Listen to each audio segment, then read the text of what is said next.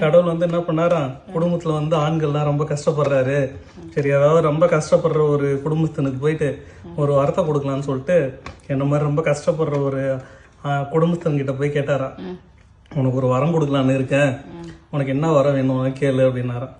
அதுக்கு அவர் சொன்னாராம், நான் அடிக்கடி அமெரிக்கா போயிட்டு வரேன், பிஸ்னஸ் வந்து ரொம்ப லாஸ்ல இருக்குது, என்னால் ஃப்ளைட் டிக்கெட் போட்டுன்னு போக முடியல, ஒரு ரோடு மட்டும் போட்டு கொடுத்தீங்கன்னா நல்லா இருக்கும் அப்படின்னு கடவுள்கிட்ட கேட்டாராம்.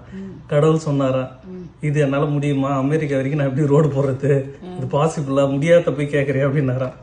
அப்புறம் அடுத்தது அவர் கேட்டாராம், கடவுளே எனக்கு ரொம்ப கஷ்டமா இருக்கு, இன்னொன்னு என்னன்னா ஒய்ஃப் வாயை மூடவே மாட்டா, வாயை என்னால மூடவே முடியல, அதை மூடுறதுக்கு ஏதாவது ஒரு வரம் ஒன்று கொடுங்களா அப்படின்னு கேட்டாராம்.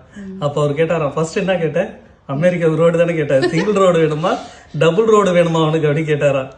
அப்ப அவருக்கு கேட்டாராம் குடும்பத்தன், என்ன கடவுளே ரோடே போட முடியாது சொன்னீங்க, இப்ப பார்த்தா டபுள் ரோடுன்னு கேக்குறீங்கன்னு, நீ ஃபர்ஸ்ட் கேட்டல அது கூட என்னால முடியும், செகண்ட் கேட்டது எவனாலையும் முடியாதுன்னாராம். அப்ப அவர் கேட்டாராம், கடவுள் வந்து மனைவி கொடுப்பதெல்லாம் கடவுள் கொடுத்த வரன்னு சொல்லுவாங்களே, அப்ப இதுனா உண்மையானு, அது கடவுள் சொல்லுவாரா, மனைவி கொடுப்பதான் கடவுளோட வரம், ஆனா கடவுளுக்கே கிடைக்காத வரேன்னா மனைவியோட வாயை மூடவே முடியாது, யாராலும் கடவுளாலே முடியாது, கடவுளால கூட முடியாது ஒய்ஃபோட வாயை மூடுறதுக்கு. இதுதான் அந்த ஸ்டோரி. உனக்கு தான் உப்புமா எப்படின்னு கேட்டல, உப்புமா நல்லா இருக்கு.